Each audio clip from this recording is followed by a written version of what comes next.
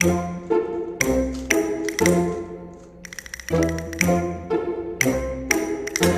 Hello दोस्तों, स्वागत है आपका एक और नए वीडियो में। आज हम बात करने वाले हैं फैंटास्टिक फोर के बारे में, बिकॉज बहुत अब बहुत ज़्यादा नियर आ चुकी है। बहुत ज़्यादा थ्योरीज हुई है इस मूवी के ऊपर, बहुत ज़्यादा रूमर्स भी है। सो सबके बारे में थोड़ा सा इस मूवी वीडियो में डिस्कस करते हैं अच्छे से। यार, ये जो मूवी आ रही है ये जुलाई में आ रही है। July like is full of pack, मतलब जुलाई में आ रही है आपकी सुपरमैन भी एंड जुरासिक पार्क, मतलब दो बड़ी बड़ी मूवीज आ रही है। तो मतलब आई थिंक फैंटास्टिक फोर के लिए थोड़ा तो मुश्किल होने वाला है। तो अब मेन अपने टॉपिक के बारे में, फैंटास्टिक फोर वो जो आ रही है वो एक नई मार्वल जो सागा है, मल्टीवर्स सागा, उसको कंटिन्यू करेगी। एंड अभी जो उसका जो टीज थोड़ा सा हुआ था, वो हमारे थंडरबोल्ट के कैमियो में हुआ था। आई होप अभी थंडरबोल्ट तो सबने देख ही ली होगी और सबको स्पॉइलर के बारे में पता ही होगा। अगर नहीं पता तो आप ये पार्ट स्किप कर सकते हो, बट इसलिए मैंने जस्ट आपको इन्फॉर्म कर दिया।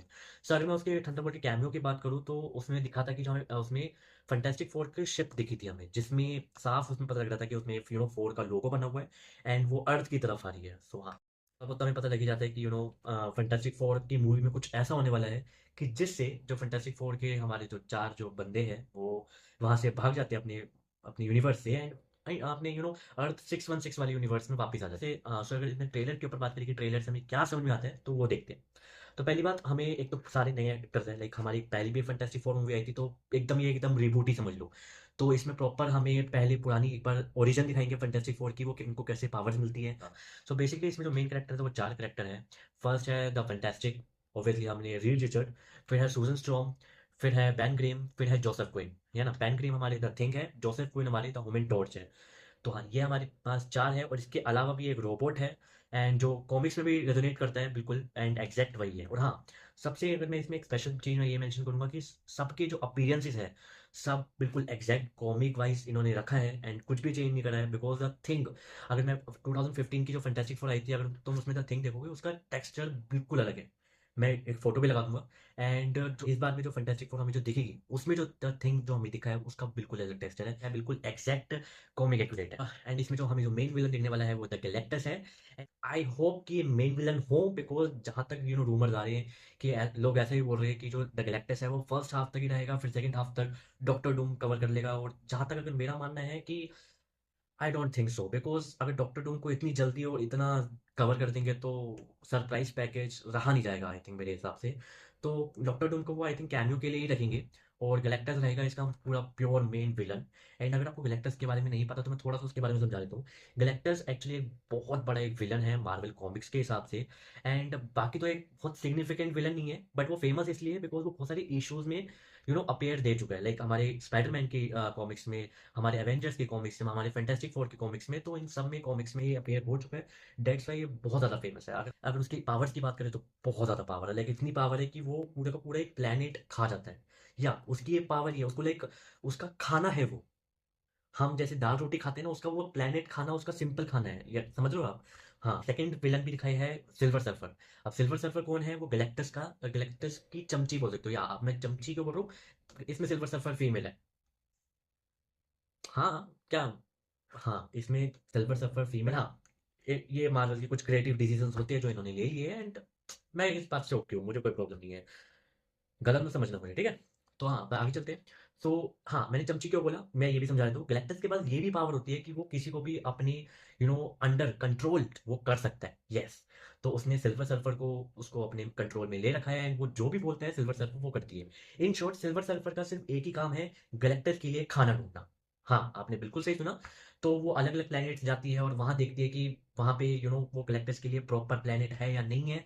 तो वैसे ही वो अर्थ में आती है, जैसे हमें ट्रेलर में हमने देखा। तो अर्थ में आती है एंड सबको इन्फॉर्म करती है, वो सबको वॉर्न भी करती है एंड देन चली जाती है। तो ये है सिल्वर सर्फर गैलेक्टस। क्या अब हमारी जो मेन थ्योरीज है डॉक्टर डूम को लेके कि क्या वो इसमें कैमियो में क्या आएगा एंड उसका क्या रोल हो सकता है, वो हम थोड़ा सा एक बार डिस्कस कर लेते हैं। हमें इतना तो समझ में आ गया था कि ट्रेलर में कि रीड रिचर्ड कुछ ना कुछ तो शुरू से सॉल्व करने में लगे हुए हैं ब्लैक बोर्ड में। प्रॉपर वो कुछ ना कुछ तो लगातार सॉल्व कर रहे हैं। ब्लैक बोर्ड में ना कुछ हमें एक तरीके का ना समझ में आ जाता है कि वो कुछ होलो अर्थ जैसा कुछ बनाने की कोशिश कर रहे हैं। एंड इससे हमें एक चीज तो समझ में आ जाती है कि होलो अर्थ से कि वो मल्टीवर्सल ट्रैवल करने के बारे में शायद सोचो।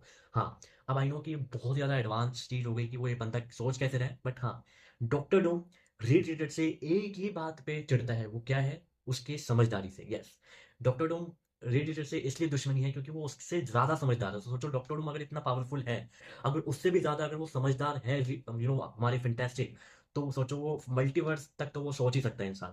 तो इसलिए ये पॉसिबिलिटी है। और एंड में हमने देखा थंडरबोल्ट से अगर हम मूवी लिंक करें कि वो स्पेसशिप आ रही है वहाँ पे अर्थ पे, तो या इससे तो लिंक बनता है कि वो रेडिएटर का दिमाग होगा कि हम अपना मल्टीवर्स चेंज करना पड़ेगा, बिकॉज़ वो गैलेक्टस को रोक नहीं पाए हैं। अब इसमें भी 2 थ्योरी है।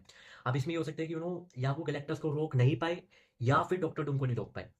बहुत बड़ा क्वेश्चन है ये, बिकॉज़ अगर उन्होंने गैलेक्टस को रोक लिया फिर तो भागने का तो कोई रीज़न ही नहीं है। वो तो अपना हँसी-खुशी से जो उनका खुद का यूनिवर्स है, वो वहीं रह सकते हैं। बट वो तब भी वहाँ 616 अर्थ पे आए, तो इसका मतलब यही है कि वहाँ पे कोई ना कोई तो लोचा ज़रूर हुआ है। बट वो जो हुआ है, वो सिर्फ़ 2 रीज़न है, या तो डॉक्टर डूम या फिर गैलेक्टस।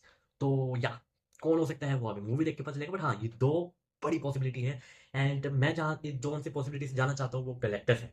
बिकॉज़ गैलेक्टस को हराना आई नो बहुत ज़्यादा मुश्किल है, और मैं चाहता भी नहीं ये लोग उसको हराएँ। बिकॉज़ कॉमिक्स में तो वो हारा तो है, बट इतनी बहुत झंझट है उसको हराने के चक्कर में, एंड आई डोंट थिंक वो हराए। पर हाँ, उसको हराने के बारे में कोशिश करें जिससे ये पूरी मूवी का लेंथ कवर हो। बट एंड में उनको लगे कि हाँ भाई ये कोई इनके अब इसको हराने का कोई सॉल्यूशन नहीं है। देन देन आल्सो कि वो अपनी स्पेसशिप बनाए कुछ, या फिर कोई नया डिवाइस बनाए जिससे वो मल्टीवर्सल ट्रैवल कर सके।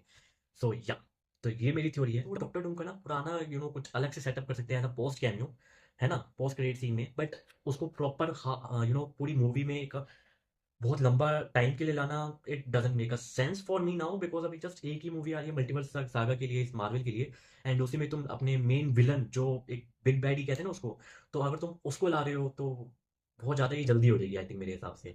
तो इसलिए देखते हैं क्या होता है, मार्वल है वो तो, एंड मार्वल कुछ भी कर सकता है तो इसलिए ये थी मेरी कुछ थ्योरी, ये थे मेरे कुछ एक्सप्लेनेशंस। आई होप आपको ये अच्छी लगी होगी, कोई वीडियो अच्छी लगी होगी, एंड अच्छी लगी हो सो यार थोड़ा सा सब्सक्राइब कर देना, लाइक। तो या थैंक्स फॉर watching guys.